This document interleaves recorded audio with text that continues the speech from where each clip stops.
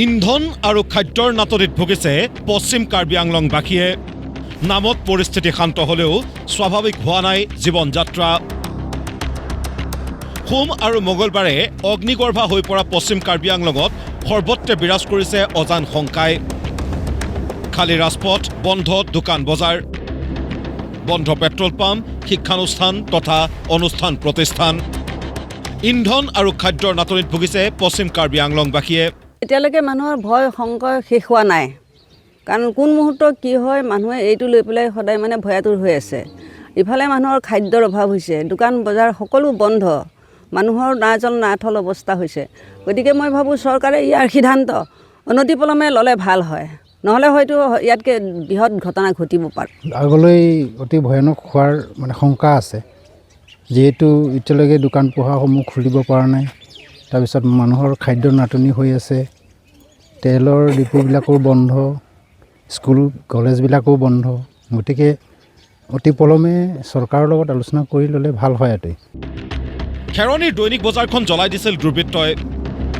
চলাইছিল লুটপাট যাৰ বাবে আজিকোপতি শংকিত ব্যৱসায়ীয়ে খোলা নাই দোকান সমান্তৰালভাৱে বন্ধ হৈ আছে সাপ্তাহিক বজাৰখনো গোটেই আমাৰ গাঁৱে ক'ত বা পৰা মানে এইটো কিনি আছে আৰু নাই মানে কিমান জুৰিব এইটো দি ইয়াতে আমাৰ সপ্তাহী বজাৰ অকল সপ্তাহী বজাৰ নহয় মেইন বজাৰ হয় ইয়াতে সন্মুখতে ইয়াতে চাউল গোটেই চব্জি বস্তুকেইটা চব মানে তেল বস্তুকেইটা চব ইয়াতে পায় যদি আজি ইয়াত চাওক আমাৰ 2 দিন আগৰ ইয়াতে পৰিস্থিতি বেয়া কাৰণে গোটেই বন্ধ হৈ গ'ল আমাৰ একদম বহুত কষ্ট হৈছে আমাৰ ইয়াৰ খেৰণী বাগিন্দাখনতে একেদৰে পুনৰ আৰম্ভ হোৱা নাই ইণ্টাৰনেট সেৱাও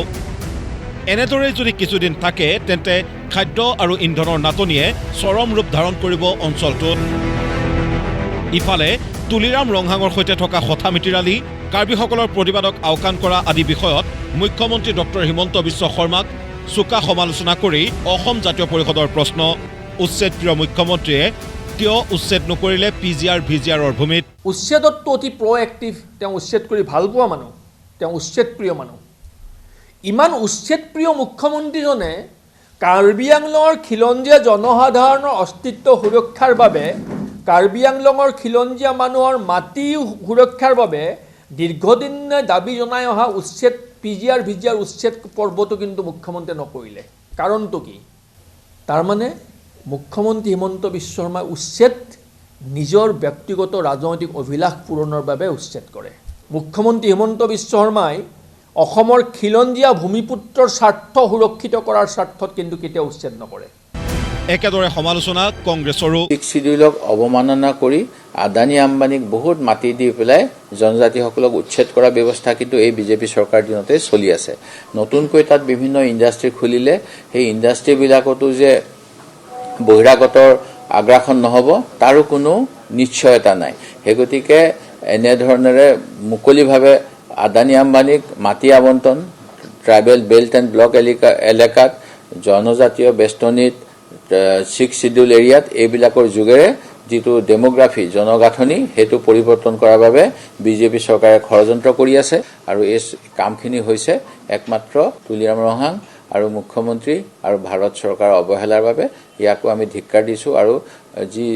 6 শিডিউল এৰিয়া তাৰ পবিত্ৰতা যাতে ৰক্ষা কৰে সেই কথাও দাবী জনাইছোঁ কথা হ'ল ক্ৰিয়াৰ প্ৰতিক্ৰিয়া সমালোচনা আলোচনা পিছত কাৰ্বি ভূমিলৈ পূৰ্বৰ পৰিৱেশ ঘূৰাই অনাত প্ৰশাসনে কেনে ব্যৱস্থা গ্ৰহণ কৰে সেয়াহে আগত জনতা ভৱনত শুকুৰবাৰে বিয়লি হোৱা ত্ৰিপাক্ষিক আলোচনাৰ ওপৰতো নিৰ্ভৰশীল বহু কথাই ব্যুৰ ৰিপৰ্ট প্ৰতিদিন টাইম